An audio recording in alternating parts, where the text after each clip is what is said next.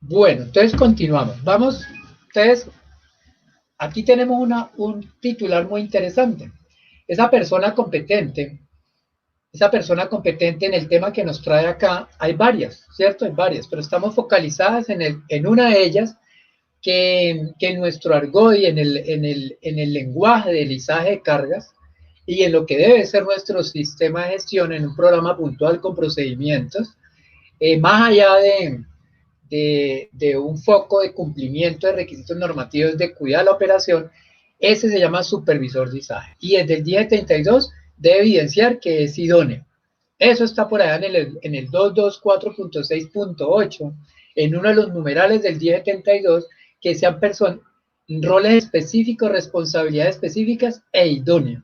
Y esa idoneidad, ¿cómo la voy a soportar? Viene la respuesta, pues con todo lo que tengamos a disposición. Entonces continuamos y entonces, ¿qué relación hay entre el supervisor de ISAGE y el coordinador del turno? Vamos a dar un pequeño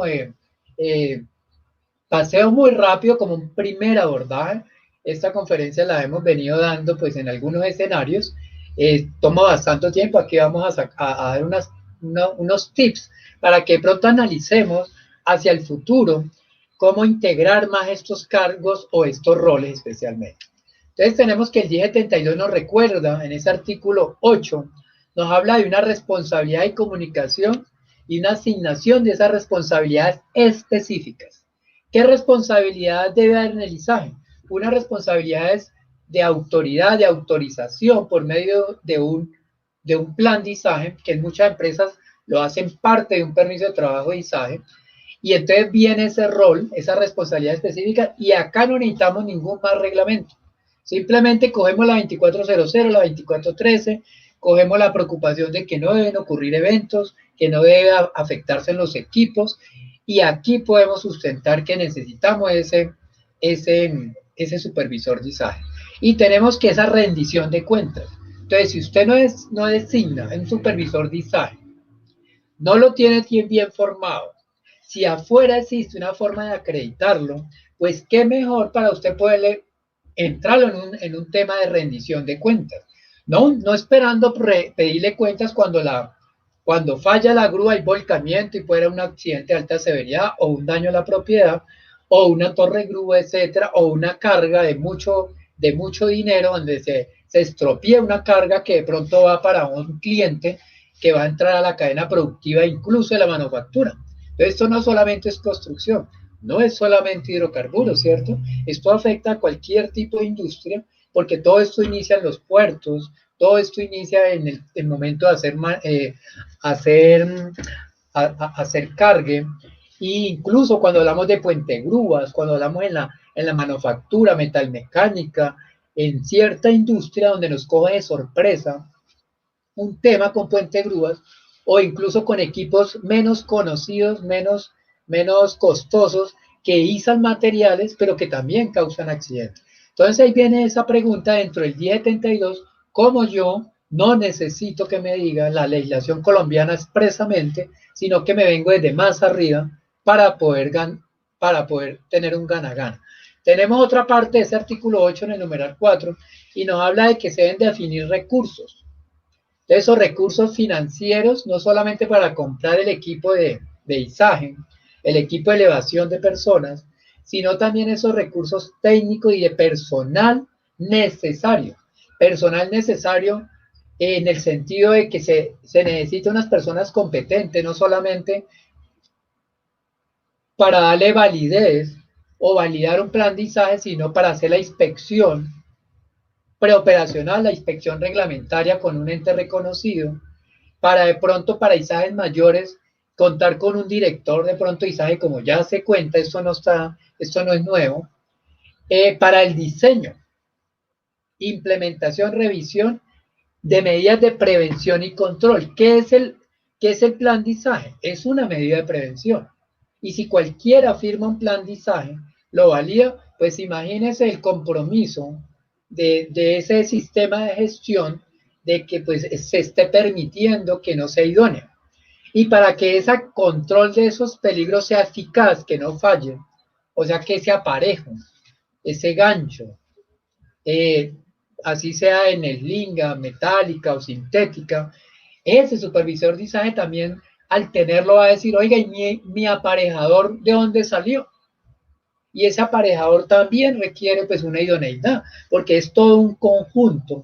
Así como un sistema de gestión es la sumatoria de muchos profesionales, cada uno aportamos en una parte, en la operación, en operaciones críticas también es un conjunto.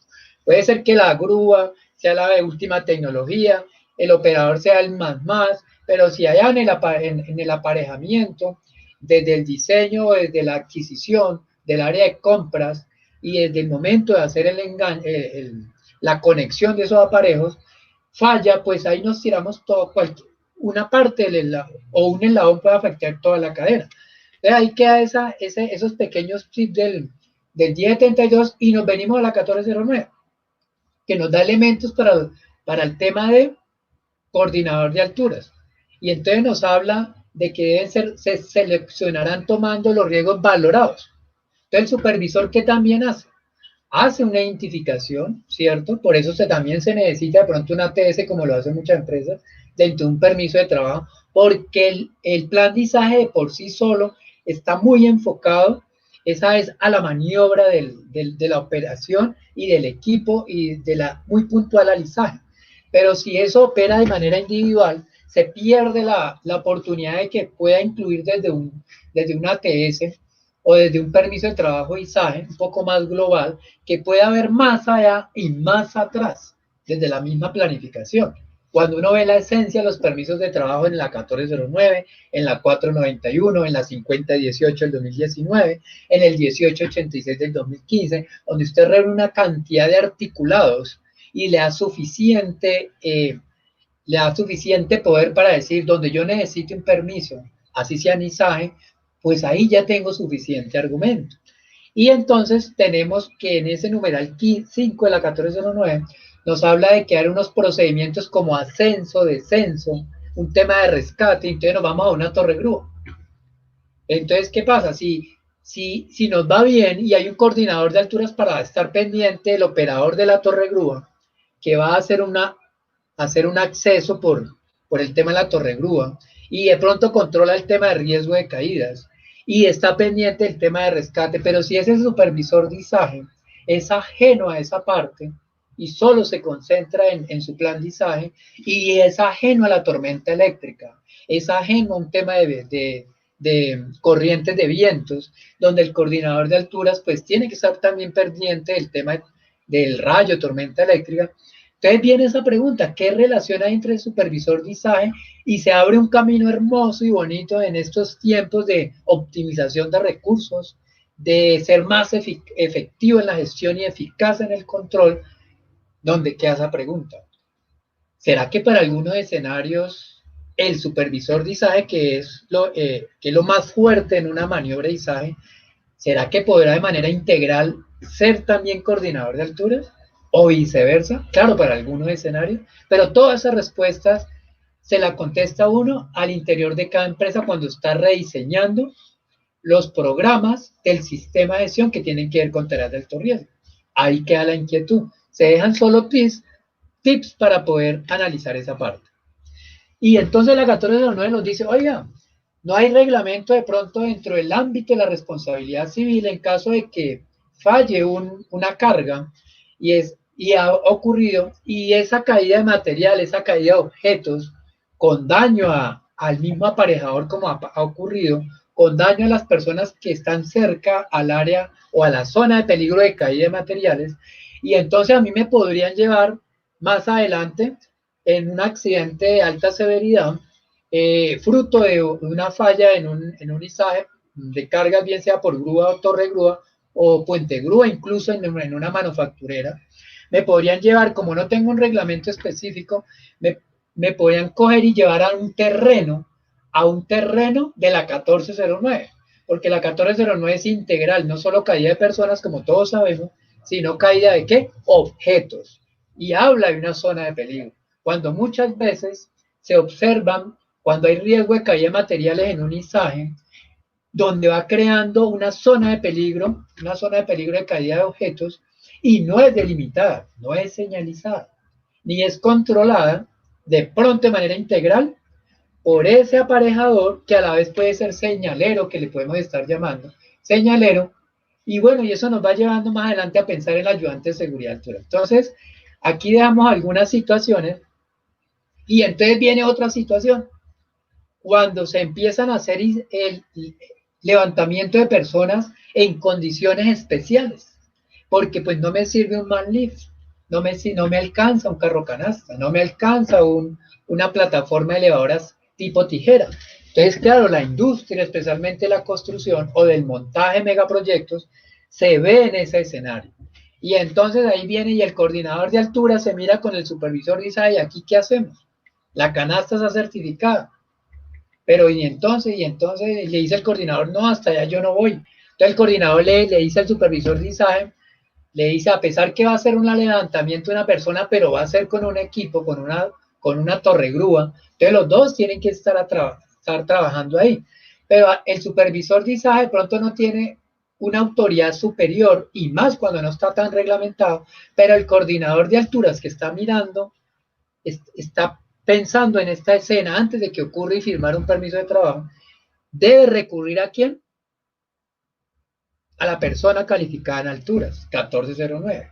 Y ya lo hemos realizado. Con el ingeniero Humberto hemos tenido algunas experiencias y las empresas están metidas en ese cuento donde tiene que entrar una persona calificada porque el coordinador de altura nos queda corto y el supervisor dice, ah, no se puede confiar en el coordinador de altura. Entonces, ahí vamos atando cabos donde de acuerdo a ciertos escenarios, ese coordinador de alturas cuando está pensando solo en obra, pero le están paseando la carga, la varilla, el material, se la están paseando por encima del casco, y conocemos accidentes donde incluso se ha empujado con la carga a personas que están a borde de placa. Así, me acuerdo especialmente de un caso hace unos años donde es empujado con el balde es sacado de la placa uno de los trabajadores y se vuelve una caída, pero se originó en un tema de manejo de cargas, en un tema de una torre grúa. ¿Y dónde estaba el supervisor? ¿Cómo se habla el coordinador con el operador?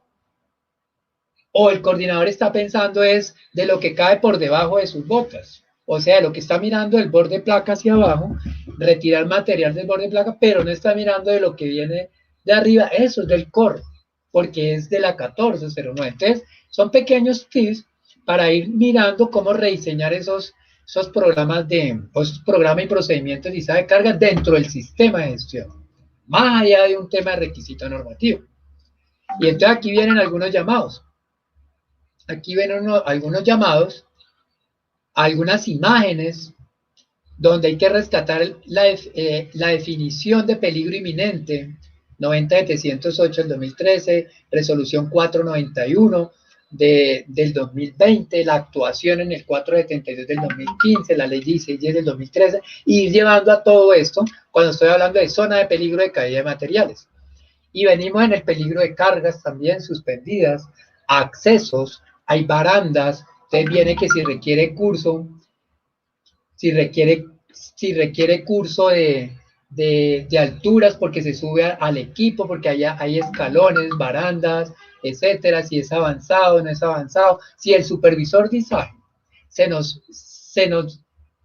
nos pierde en el camino de no mirar integralmente el tema el tema de caída de personas y objetos, entonces facilito pueden no solamente incluir en un tema de incumplimiento de requisito normativo, sino que se le puede generar una problemática.